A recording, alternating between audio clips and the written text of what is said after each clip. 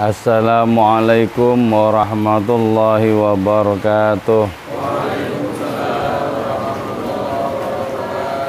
Bismillahirrahmanirrahim. Hamdan wa thana'an laka ya Allah, salatan wa salaman laka ya Habiballah, wa ala alika wa ashabika ya khaira khalqillah, laka ya Rasulullah wa li jami' man ittaba'a dinaka ya Habiballah, haqiqatan min ladun Adam la yamil qiyamah, wa nakhusu khususan minhum ila hadratus Syekh Abdul Qadir Al-Jailani qaddasallahu sirrahu radhiyallahu lana wa lahumul Fatiha. A'udzu billahi minasy syaithanir rajim. Bismillahirrahmanirrahim.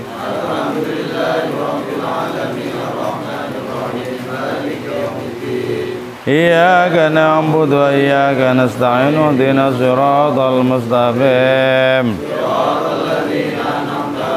ghairil maghdubi 'alaihim waladdallin. Amin.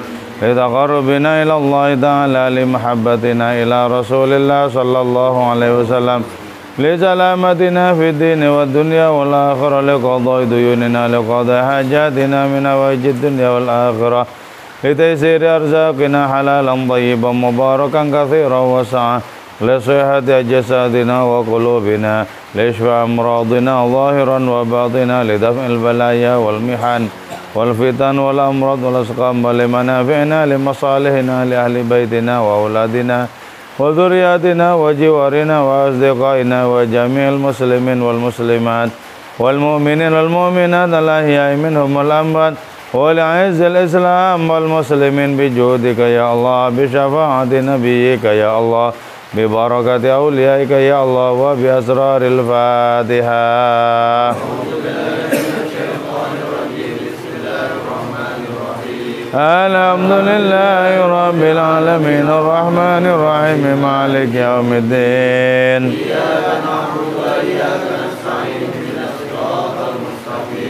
صراط الذين أنعمت عليهم المغضوب عليهم ولا الضالين.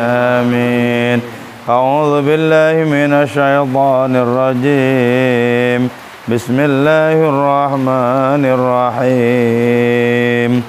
شهد الله أنه لا إله إلا هو، لا إله إلا هو والملائكة وأولو العلم قائما بالقسط، لا إله إلا هو العزيز الحكيم. Allah.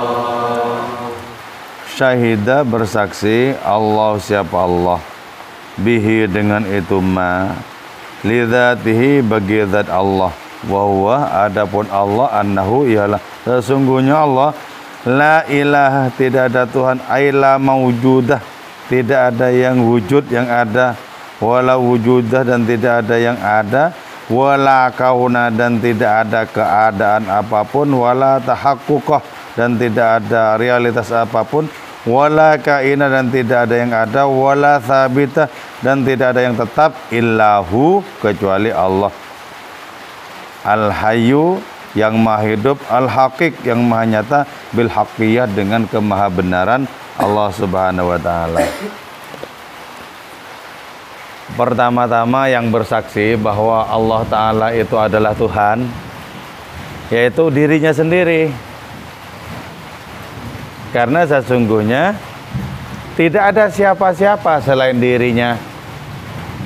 Adapun kalau kita bersaksi bahwa Allah itu adalah Tuhan, itu pertama kita karena diberi kemampuan oleh Allah untuk bersaksi. Yang kedua, kita digerakkan oleh hadirnya untuk bersaksi. Sejatinya yang bersaksi itu Allah sendiri. Allah sendiri. Karena apa yang disebut sebagai yang lain selain Allah itu sejatinya tidak ada dan tidak akan pernah ada. Nah, terus kan pertanyaannya, adanya diri kita, adanya alam semesta. Nah, itu ada yang mutlak ditopang oleh Allah, tidak ada sebagai diri sendiri. Karena itu setiap kebaikan yang kita lakukan termasuk bersyahadat, bersaksi, sejatinya adalah kebaikan Allah karena Allah pelakunya. Dari sini menjadi jelas ya bahwa wujud itu, ada itu tunggal, satu, yaitu adanya Allah. Jadi Allah yang satu itu mengejawantah atau menampakkan diri di dalam keanekaragaman. Berarti hakikat keanekaragaman itu tunggal sebenarnya. Kenapa? Yang mengejawantah di keanekaragaman itu satu, Allah Ta'ala. Nah karena itu resapi ini baik-baik sampai ketika kita betul-betul bisa meresapi dan mengalami, akan menjadi sangat mudah kita merasakan sejatinya bersembah sujud kepada Allah Subhanahu wa Ta'ala. Jadi ketika kita beribadah dan kita merasakan bahwa kita itu adalah pengejawantan Allah, maka menjadi jelas bagi kita bahwa al-abid wal ma'bud wahidun. Sejatinya yang menyembah dan yang disembah itu satu loh. Satu. Bagaimana mungkin disebut dua dan seterusnya? Wong hakikat wujud itu tunggal. Bagaimana mungkin disebut dua antara yang menyembah dan yang disembah, sementara yang menopang yang menyembah itu, yang menggerakkan yang menyembah itu, yang menonton yang menyembah itu Allah. Bahkan yang berada di balik wujud yang menyembah itu Allah Ta'ala juga.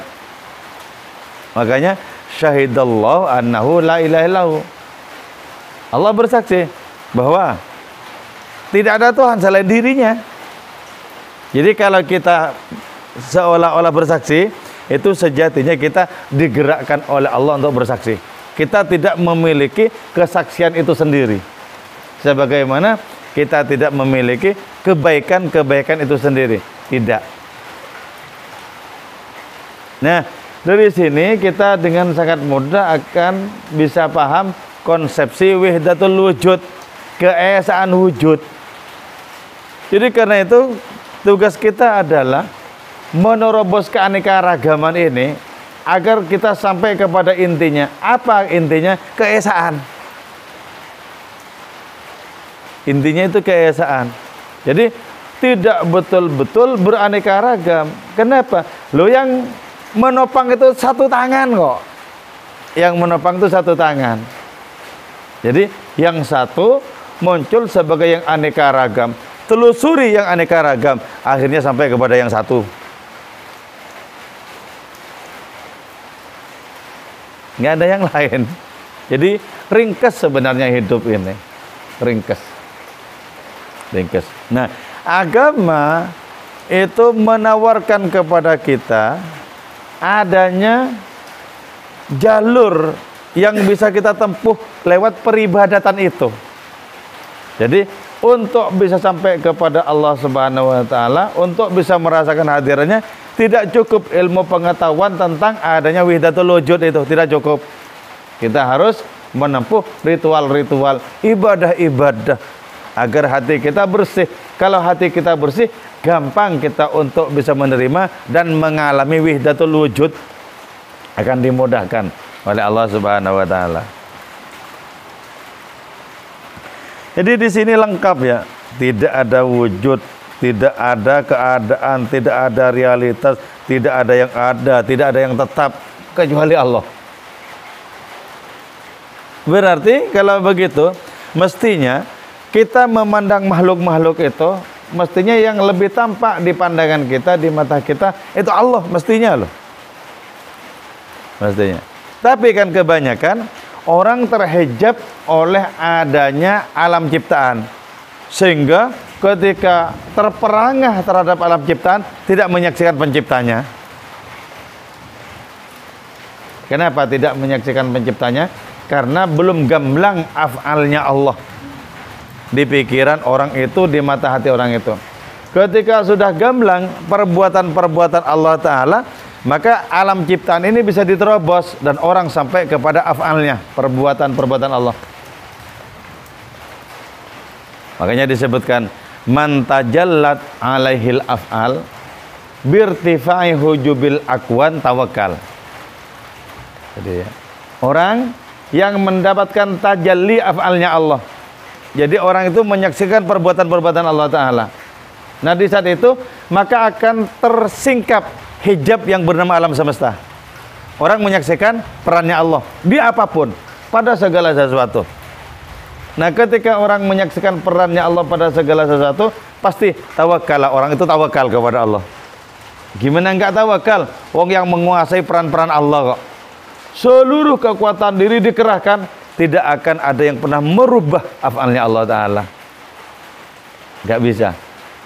Jadi kita diperintahkan berikhtiar itu tidak sama dengan kita diperintahkan merubah sesuatu loh.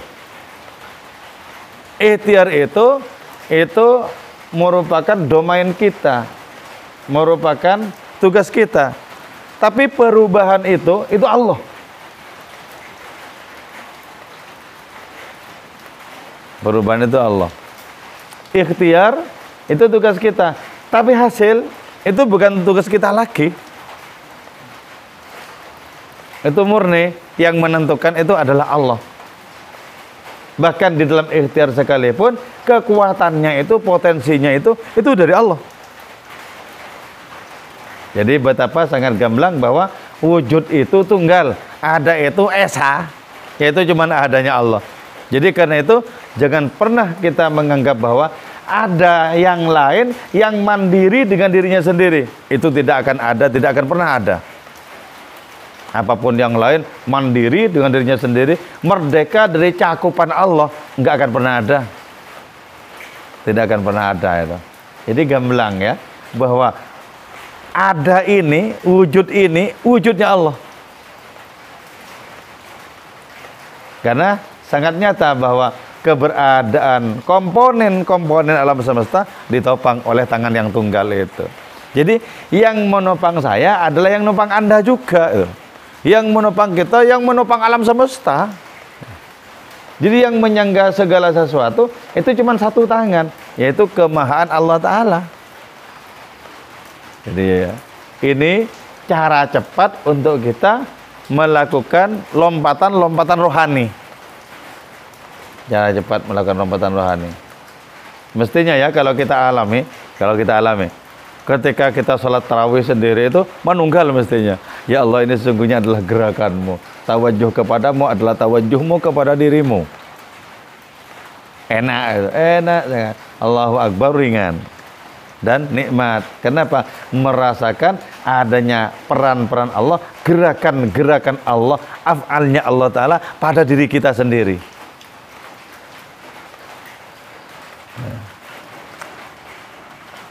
Al-Wahid, Allah itu adalah satu-satunya bil qayyumiyah yang tegak dengan dirinya sendiri, tidak membutuhkan bantuan siapapun. Bagaimana membutuhkan bantuan siapapun? Wong yang disebut dengan siapapun yang lain itu tidak ada kok. Jadi Allah Ta'ala itu tegak, berdiri dengan kekuatannya sendiri, dan Allah Ta'ala tidak menempuh proses. Satu ya, tidak menempuh proses. Kalau kita kan menempuh proses dari tidak ada menjadi ada, terus berproses dalam ada itu, bertambah potensinya, bertambah, kurang, kemudian kembali lagi kepada hadiratnya. Terus yang kedua, wujud Allah itu tidak didahului oleh tidak ada. Jadi karena itu kata-kata sebelum tidak bisa disematkan kepada Allah. Sebelum Allah tidak bisa.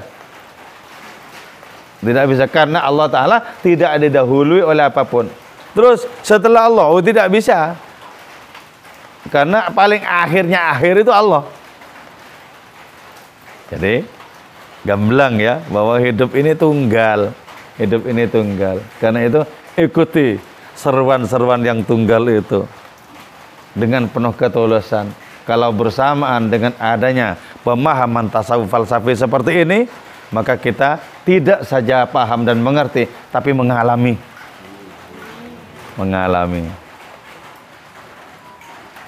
Al-Farid, yang merupakan satu-satunya sendiri ya. Allah Ta'ala itu bidaimumiyah dengan keabadian. Jadi yang abadi itu ya tunggal Allah Ta'ala, dan apapun yang Allah Ta'ala kehendaki untuk bisa abadi gitu loh ya. Tapi keabadian Allah Ta'ala itu mutlak, sementara keabadian apapun yang lain pada akhirnya akan tenggelam di dalam Allah itu sendiri. Kita yang berasal usul dari hadiratnya tidak boleh tidak, kita akan kembali kepada hadiratnya. Alam semesta yang berasal usul dari hadiratnya tidak boleh tidak, pasti kembali pula kepada hadiratnya. Yang tidak ada itu mengalami eksis sebentar, kemudian menjadi tidak ada lagi.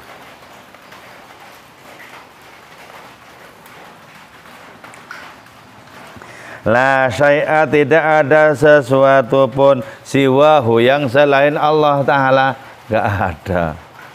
Nggak ada siapapun yang selain hadiratnya. Kita ini adalah bukti-bukti kemahaannya kita itu. Walaupun bukti-bukti kemahaannya, tapi kita tidak seperti kemahaannya, tidak seperti hadiratnya itu, tidak. Kita terbatas, Allah Ta'ala itu mutlak, nggak terbatas, tidak tersentuh oleh apapun kekurangan Allah Ta'ala itu. Kalau kita karena terbatas, maka dikepung oleh berbagai macam kekurangan. Kekurangan ini, kekurangan itu, banyak sekali kekurangan. Kenapa? Karena kita terbatas. Dan salah satu bukti keterbatasan adalah adanya kekurangan. Salah satu bukti adanya keterbatasan adalah adanya salah dan dosa. Karena Allah Ta'ala tidak terbatas dan mutlak, tidak mungkin salah, tidak mungkin dosa. Nggak mungkin. Setiap tindakannya pasti benar. Pasti benar. Jadi di sini disebutkan betapa jauh jarak antara kita dengan Allah. Kenapa disebut jauh? Wong perbandingannya antara yang tidak ada dengan yang ada. Jadi jauh jarak, yang tidak ada kok mau dibandingkan dengan yang ada. Jarak antara tidak ada dan ada itu kan jauh. Allah Ta'ala mutlak ada, kita sejatinya tidak ada. Ini yang disebut dengan jauh. Nah, tapi juga disebut dengan dekat, karena Allah Ta'ala yang memerankan diri kita, yang memerankan adanya keberlangsungan diri kita. Jadi makanya Allah Ta'ala menyebutkan, aku adalah Tuhan yang dekat sekaligus jauh, aku adalah Tuhan yang jauh sekaligus dekat. Nah, kalau yang disebut jauh itu berkaitan dengan zatnya. Zat kita hakikatnya tidak ada, zat Allah Ta'ala ada. Betapa jauh jarak antara ada dan tidak ada. Tapi disebut dekat karena Allah Ta'ala yang menopang keberlangsungan hidup kita. Antara yang menopang dengan yang ditopang itu pasti sangat dekat, nggak mungkin jauh. Jadi ini ya sebuah definisi yang kelihatannya bertentangan. Aku adalah Tuhan yang jauh sekaligus dekat, aku adalah Tuhan yang dekat sekaligus jauh. Itu yang dikatakan bahwa lafaz Allah itu disebut a'raful ma'arif, paling ma'rifatnya isim ma'rifat, tapi juga angkarun nakirat, paling nakirohnya isim nakiroh. Kalau isim ma'rifat itu tertuju kepada sesuatu. Misalnya laki-laki itu langsung ar-rajul. Kalau rajulun laki-laki, mbuh yang mana laki-lakinya? Tapi kalau ar-rajul laki-laki itu jelas. Allah, ya Allah itu paling jelasnya isim, paling jelasnya nama. Tapi juga paling tidak jelasnya nama. Kenapa? Tidak ada siapapun yang betul-betul mengerti Allah sebagaimana Allah Ta'ala mengerti dirinya sendiri. Gak ada itu.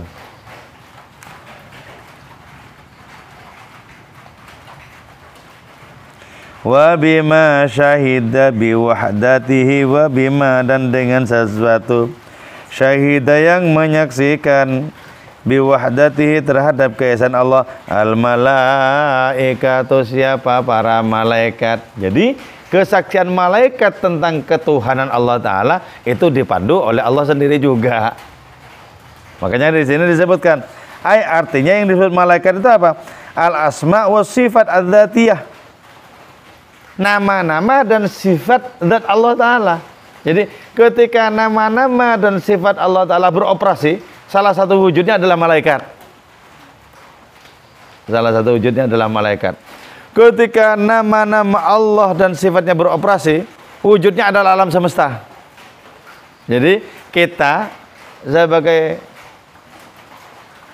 komponen paling pokok di alam semesta ini merupakan efek dari bekerjanya sifat-sifat dan nama Allah.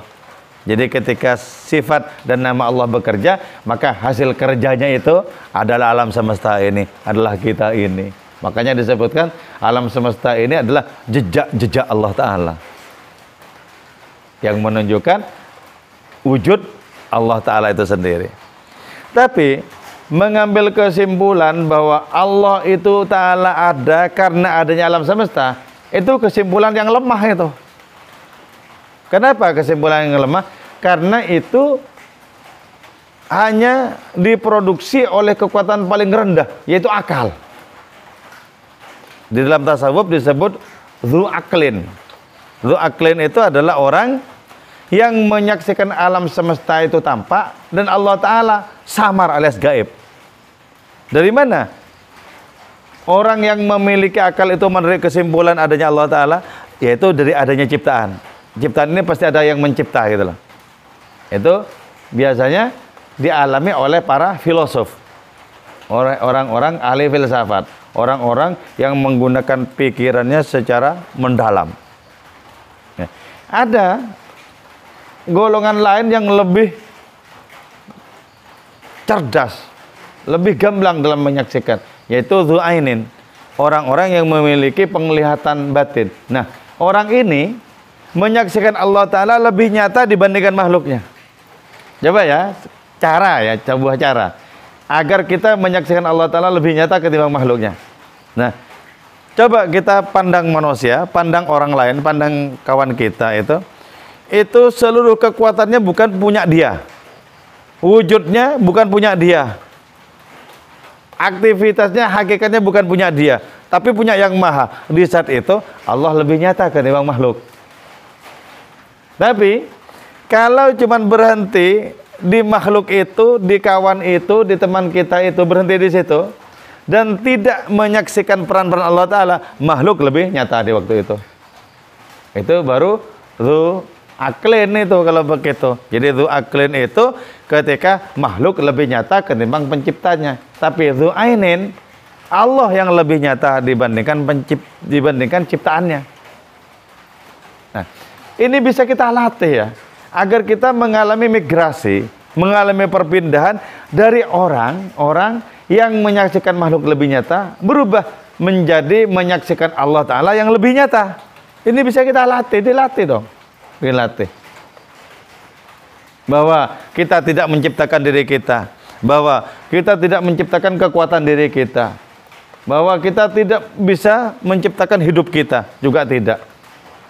Bahkan yang kecil, kita tidak bisa menciptakan urat kita, tidak bisa menciptakan nadi kita, tidak bisa menciptakan penglihatan kita, dan lain semacamnya. Nah, itu nanti kan kita menyaksikan peran-peran Allah Ta'ala. Ketika peran-peran itu lebih nyata, maka Allah menjadi lebih gamblang dan makhluk menjadi lebih samar. Mana sih makhluknya? Kan itu. Jadi tidak ada makhluk yang merdeka dari Allah, itu nggak ada. Apa ini sudah bisa dipahami? Bisa dipahami, bisa diresapi. Jangan bingung. Wah, sudah segamblang-gamblangnya kayak gini penjelasannya, masih bingung. Jangan bingung, langsung resapi. Allah, Allah, gitu, langsung resapi. Sudah bingung bercampur ngantuk lagi. Makin tidak jelas.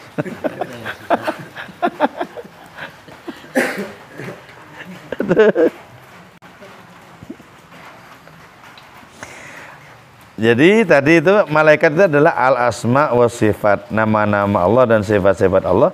Al-qaimah yang tegak bidzatil ahadiyah, dengan zat keesaan Allah Ta'ala. Jadi gini ya, zat itu merupakan sumber dari sifat. Dari sifat. Jadi sifat Allah Ta'ala itu lengket dengan zatnya. Tidak ada perpisahan. Tidak ada pembagian sebenarnya, kecuali dalam pembahasan. Nama Allah Ta'ala juga tidak terpisah dari zatnya. Jadi zat itu di dalam pembahasan merupakan sumber dari sifat, merupakan sumber dari nama. Nama Allah Ta'ala. Apa yang dilakukan oleh sifat dan nama, itu sesungguhnya zatnya juga di sifat dan nama itu. Makanya ya, tegaknya nama dan sifat itu di atas zat yang Maha Esa itu. Tidak terpisahkan. Idil kullu, karena sungguhnya semuanya itu qaimun ila tegak bihi, dengan Allah. Jadi semua yang ada ini begini disangka gitu. Disangka. Karena itu enggak usah heran ya. Kalau kita menyaksikan langit tanpa tiang, tanpa cagak itu loh. Ya cuma digini aja rampung. Nah, sekarang begini ya. Kalau langit saja itu disangga oleh Allah Ta'ala dengan satu namanya saja. Kenapa manusia kok tidak disangka menjadi beriman semua? Allah tidak berkehendak untuk itu. Nah, di sini ya letak adanya maha sandiwara itu. Di sini. Jadi, walau syaa rabbuka la amana man fil ard. Kullu man fil ard. Kalau Tuhanmu itu berkehendak, maka semua orang itu beriman bisa. Tapi kan Allah Ta'ala tidak menghendaki itu. Allah Ta'ala cuma memberikan potensi-potensi dan menyuruh kita untuk mengelola. Potensi untuk iman ada, potensi untuk ingkar ada, silakan kelola sendiri gitu loh. Kalau Allah Ta'ala main rampung saja, ya bisa langsung diciptakan beriman semuanya bisa. Bisa. Gampang itu. Gampang. Perkara sepele. Cuman Allah Ta'ala itu menciptakan manusia agar manusia berhadapan dengan berbagai macam ujian. Itulah. Ujian. Termasuk ujian keimanan. Termasuk ujian kepatuhan. Termasuk ujian cinta dan kerinduan. Diuji loh. Siapa yang lebih setia di hadapan hadiratnya? Siapa yang hatinya membara karena cinta di hadapan hadiratnya? Dan siapa yang ogah untuk mendekat kepada hadiratnya? Itu ujian itu. Ujian. Jadi ibarat burung-burung, kita itu adalah burung-burung rohani. Nah, sementara siulan hadiratnya itu memanggil kita, sweet itu. Ada burung-burung yang sergap langsung sampai di alamat itu kan itu loh. Ada burung-burung yang enggak jelas, noleh enggak jelas itu. Enggak jelas. Mendengarkan siulan tuh diam saja. Tuli apa enggak, diam saja. Ada yang mendengarkan siulan itu malah gojekan sama temannya. Enggak jelas. Jadi kalau para nabi itu ya ibaratnya adalah burung-burung tangkas. Sekali mendengarkan siulan langsung sehat. Ya, berangkat mereka gitu loh. Jadi karena itu kita perlu sayap untuk terbang kepada hadiratnya. Sayap apa? Sayap cinta dan kerinduan. Sayap keikhlasan dan keridhaan kepada hadirat. Itu sayap. Makanya kita itu walaupun secara fisik lahir di bumi, bukan bumi ini tempat kediaman kita yang hakiki, bukan. Bumi ini merupakan tempat kesementaraan. Tempat kesementaraan. Kita itu di mana alamat kita? Di keagungan Allah. Alamat kita bukan di sini. Karena itu jangan men-setting kehidupan ini untuk berlama-lama selamanya. Jangan, keliru itu. Nyeting kehidupan. Aku di sini bangun selamanya. Selamanya gimana? Oh, sebentar lagi akan di drop out dari kehidupan. Oh, selamanya. Enggak ada selamanya itu. Jadi setting tempat kita yang hakiki itu di sana, di keagungan Allah Ta'ala itu. Jadi kita itu harus berani untuk sesekali mengucap sayonara kepada kehidupan ini. Sayonara, selamat tinggal. Aku sudah dikasih kesempatan untuk menjenguk kehidupan. Setelah itu aku kembali kepada rumahku yang hakiki kan gitu. Sejenak saja kita menjenguk kehidupan ini. Enggak lama-lama. Sebentar saja. Karena itu jangan lengah oleh kehidupan. Karena kehidupan ini cuma sementara. Jangan lengah, jangan terpukau. Ini bukan rumah kita yang sebenarnya, di sana rumah kita yang sebenarnya. Jangan terpukau. Orang-orang yang lalai karena terpukau terhadap senangnya kehidupan ini. Padahal Allah Ta'ala berfirman, wa mal hayatud dunya illa mata'ul ghurur. Allah, tidak ada kehidupan dunia ini kecuali merupakan kesenangan yang penuh tipu daya. Tipu daya katanya kan, tipu daya. Jadi jangan terlena oleh tipu daya. Jadilah sebagaimana orang sufi, ghurri ghairi, kata mereka, wahai dunia, kalau engkau akan menipuku, sebaiknya engkau menjauh. Carilah mangsa yang lain, kau percuma menipuku. Ditipu macam-macam, mental. Ditipu harta benda dan lain, mental. Ditipu kesenangan yang lain, mental. Cari mangsa yang lain, percuma kau buang waktu menipu aku. Sana, cari yang lain. Ghurri ghairi, tipulah selainku. Ya, asik kalau sudah begitu. Tipuan ya banyak macam-macamnya tipuan. Ada tipuan yang menyenangkan, ada tipuan yang mencemaskan. Kecemasan juga bagian dari tipuan-tipuan juga itu. Mau mendiskreditkan kita, memerosokkan kita, diperosok gitu. Oh, jangan mau. Aku adalah burung ilahi yang tangkas gitu. Jangan mau. Sebab ada dua hal yang menjadikan manusia itu tidak melakukan perjalanan rohani. Satu, kesenangan yang berupa tipuan tadi. Yang kedua, adanya kekurangan atau kecemasan. Itu juga membuat orang tidak berjalan kemana-mana. Cemas itu saja, dan tidak menyelesaikan kecemasan itu. Cemas itu saja. Padahal kita memiliki pegangan yang tangguh, yang maha kuat, yang maha dahsyat. Itu Allah Ta'ala. Pegang, kuat-kuat. Biasanya kalau kita kelenger, baru datang pertolongan itu. Gitu loh. Sebab apa? Allah Ta'ala itu ingin melihat kesungguhan diri kita. Tapi kalau modelnya aras-arasan, bikin alasan itu, ya belum datang pertolongan Allah Ta'ala. Kok enggak ngaji? Agak greges ya? Cuman agak greges aja. Kok enggak ngaji? Rumah enggak ada yang jaga. Wah, cuman enggak ada yang jaga. Allah Ta'ala bisa jaga itu kok. Nah itu belum dapat pertolongan itu. Enggak full kok, enggak maksimal. Ketika sudah maksimal dan Allah Ta'ala mencegat dengan takdirnya, maka Allah akan menggantikan yang baru, kekuatan itu. Ingat Rabi Adawiyah berjalan kaki dari Basra, dari Baghdad ke Mekah, hanya ditemani keledainya. Di tengah perjalanan keledainya meninggal, keledainya mati. Ya Allah, katanya, apa dayaku sebagai seorang perempuan? Aku berjalan sendiri, hanya ditemani oleh keledai. Di tengah perjalanan, engkau cabut pula nyawa keledaiku ini. Terus apa usahaku, ya Allah? Jadi itu sudah pada kepasrahan yang mentok itu. Kepasrahan yang hampir bercampur dengan adanya keputusasaan. Dulu. Gimana mau berjalan kaki? Wong kendaraan saja sudah mogok kayak gini, udah mati. Terus gimana? Nah, selesai bermunajat seperti itu, dihidupkan lagi oleh Allah Ta'ala keledainya itu. Ayo berangkat bro.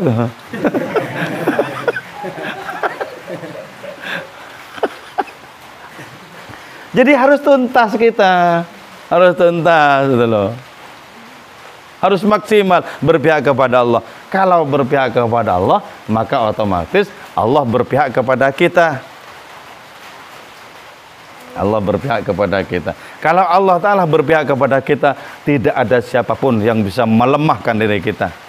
Intan surullah yansurkum. Kalau kalian menolong Allah, Allah akan menolong kalian. Apa yang dimaksud menolong? Berpihak. Berpihak. Jadi kita mesti maksimal. Di puncak sikap kita yang maksimal itu, Allah akan memberikan berbagai macam karunia, menjadikan kekuatan kita berlipat-lipat, umur kita juga berlipat-lipat. Karena itu orang-orang yang jatuh cinta kepada Allah tidak khawatir dengan habisnya umur di dunia, karena di sana sudah ditunggu oleh umur yang baru dan selama-lamanya.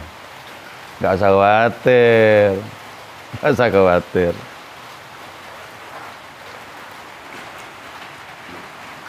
Sabitun lahu. Segala sesuatu itu tetap pasti hanya untuk Allah Subhanahu wa taala. Jadi pada akhirnya tidak boleh tidak. Hanya kembali kepadanya. Tidak ada tempat kembali yang lain. La marji'a, tidak ada tempat kembali. Laha, bagi itu semuanya itu ya. Bagi madzahir itu siwahu, selain Allah Ta'ala nggak ada tempat kembali selain Allah. Karena sama-sama kembali, maka usahakan kembali itu penuh dengan berbagai macam keindahan. Itulah. Kalau sampai ya seperti yang dialami oleh para sufi, mau berjumpa dengan Allah Ta'ala itu seperti merasakan berjumpa dengan maha kekasih paling top itu loh. Jadi berdebar-debar. Berdebar-debar bukan takut, bukan khawatir, berdebar-debar karena penuh kerinduan.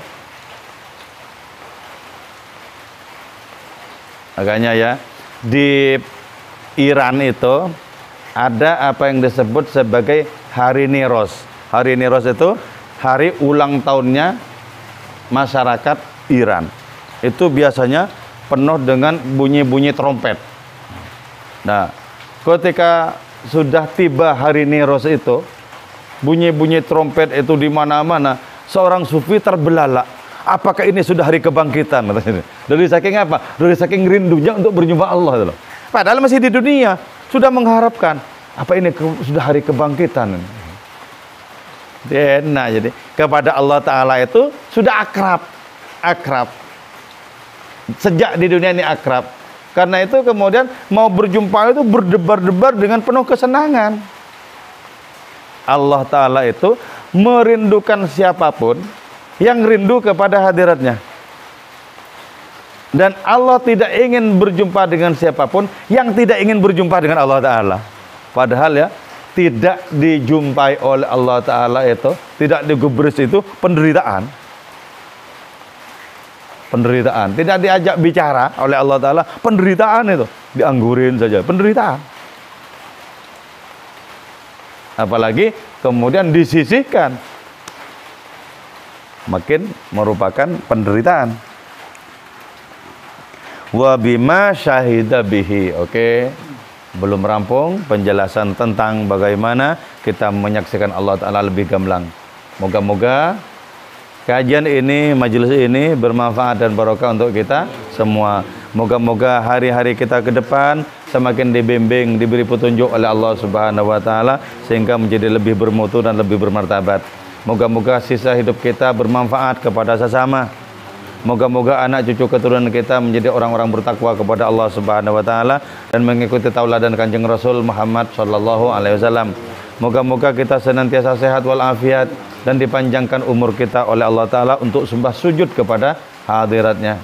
Moga-moga kita dijauhkan dari berbagai macam bencana dan malapetaka, dijauhkan dari berbagai macam penyakit yang sulit obatnya. Moga-moga negara kita Indonesia ini diselamatkan dari berbagai macam perpecahan dan pertikaian. Amin ya mujibas sa'ilin wal afu minkum. Wassalamualaikum warahmatullahi wabarakatuh.